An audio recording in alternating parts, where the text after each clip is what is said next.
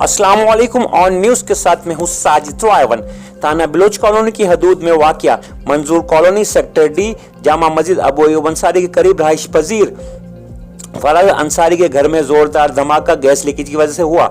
फराज अंसारी की अहलिया जामा और फराज और 2 बच्चे शदीद जख्मी। इस सिलसिले में पाकिस्तान तहरीक इंसाफ कराची डिवीजन के सदर और सूबाई मेंबर असेंबली बिलाल गफ्फार ने PS 104 महमूदाबाद मंजूर कॉलोनी से PTI के बल्दियाती इलेक्शंस के वाइस चेयरमैन के उम्मीदवार राव वसीम अहमद के हमरा मुतासरा खानदान से मुलाकात की और ताज़ियत की। उन्होंने दुख का इजहार करते हुए कहा, मुतासरा खानदान के सरबराह फराज अंसारी को अपने मुकम्मल ताउन की यकीन दहानी कराता हूँ। उन्होंने सूबाई हुकूमत से मुतालबा किया कि वो मुतासरा खानदान को फौरी तौर पर माली मुआवजा अदा करे।